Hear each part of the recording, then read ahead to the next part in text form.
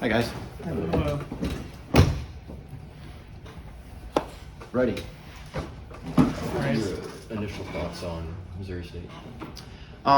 Yeah, they're gonna have a lot of, I think, newer faces. They returned obviously some guys, but I think they've kind of overhauled their roster in certain ways. So, not sure all of who we're getting or what they're gonna look like, but I think they've got a couple good running backs that are gonna be pretty formidable, and I think their tight end position is pretty strong. It looks like, and quarterbacks don't have much experience, but so we'll see how they adapt to playing for real, and don't know as much about their offensive line. It seems like that's going to be kind of a work in progress for them, at least right now, and some new faces in there. So not guys we've seen a whole lot of, but yeah, I think they've kind of got an advantage because they've with the coaching change there, and we think that we know what they're going to do, but not totally positive and sure. So we're going to come after them and get out of the gates fast and adjust and proceed as we need to. They're using multiple quarterbacks. You might have to face another team like Oklahoma State using multiple quarterbacks this year. Just how does that affect your preparation, especially when they're players you don't have a lot of film on? Yeah, in this case, it really doesn't. So we've faced if one of their quarterbacks is more of a mobile quarterback than the other, we face mobile quarterbacks every day this fall. So I think we have certain things we like to do and are prepared for that. And if it's the other guy who's more of a not as much of a runner, obviously there's things for that too. So I don't really think it changes our preparation at all. It's not like we have two different game plans based on who's in there. There's just certain calls sometimes that you might stay away from if you knew you're going to get a guy that's going to run the ball a lot. So we just be mindful of those things. There are a lot of oars on the defensive line. Just how much depth do you feel like you guys have in that position group? Yeah, I think the oars are maybe because we maybe do have some depth, and like we can see that number of guys playing. So I feel like defensive end wise, there's probably 6 guys that will get a decent amount of some snaps. Defensive tackle probably 5 or 6. So I think that's been good competition, and it kind of fluctuates day by day sometimes.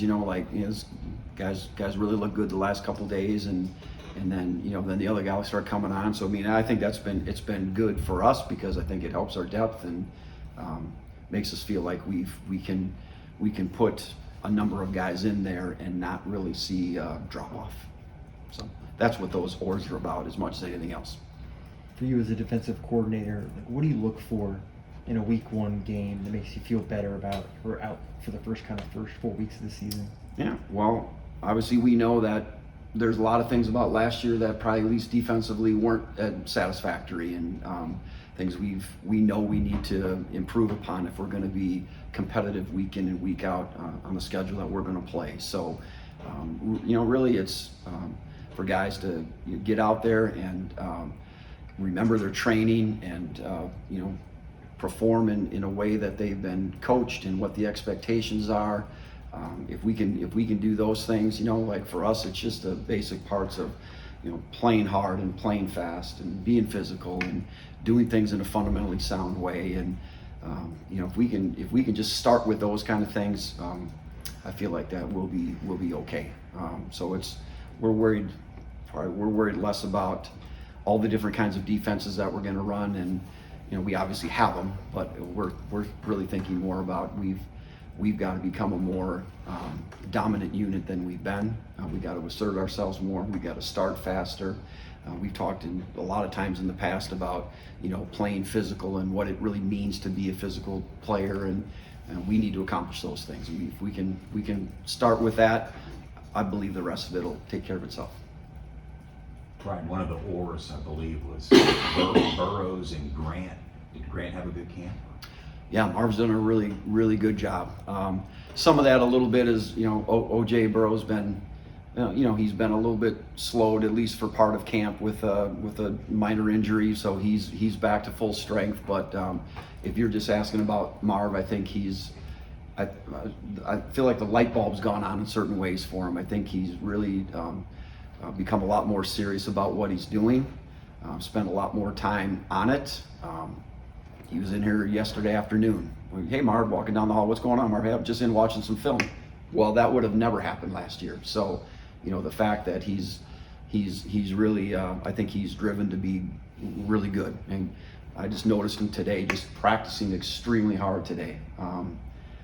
He's learning. He learns the safety. He obviously knows the safety position, but he also gets some reps at some of our sub package stuff, our nickel position, and he's embraced that. And so I'm really proud of him. And you know, I think you're going to see a better version of Marv this fall. Is that something where you went to him with those sort of thoughts on how he could improve, or did he do that himself? Always, right? I mean, it's always feedback and end of year feedback and after spring ball, you know, just feedback. But to me, it's the daily interaction, and it's the daily things as well about, you know, and you know, I don't always talk specifically to Marv Grant, but you know, you talk to the position group or the unit sometimes about, you know, what is really being a pro? What does that really mean? You know, what do those guys do? What's that entail? And it's, everybody does a certain level of work, right? That's the bare minimum of things. And so the guys that are really driven, that really want to be good, are gonna go way beyond that. So he's a guy that's starting to go way beyond, right? As are other guys, but he's done a notable job of that.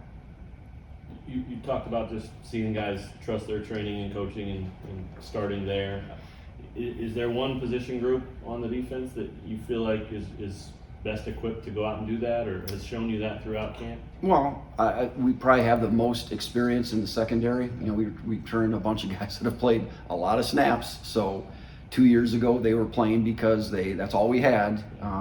Now we're happy they're out there, and they're, you know, I think they've shown they can compete at the Power 5 level and help us win games. So, you know, I feel really good about those guys, that the situation won't be too big for them. And I don't know that there's a position that I don't really feel that way. You know, we're less experienced on the interior of the defensive line, so you know, those guys got a tough job in there, and so we're looking for guys that, again, are gonna not just try to survive in there, but really try to do things in the way that it needs to get done, and so they can be successful and then help us be successful. So probably, you know, really need to see some things from our defensive front, and you know, and hopefully they'll produce. You mentioned a more dominant unit too. What does that look like to you in your eyes?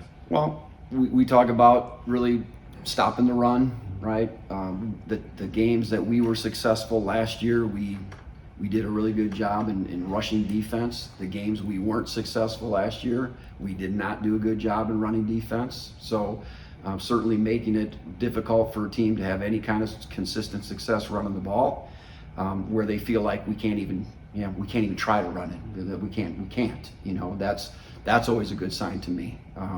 We also talk about you know, limiting big plays, preventing big plays. Again, if we chart ourselves, if we were, you know, 4 or less runs of 10 yards or more per game, we were 6-0 last year. If we gave up more than 4 10-yard runs per game, we were 0-7. So right there, you know, we got to limit big plays, and then, you know, we've got to knuckle down in the red zone.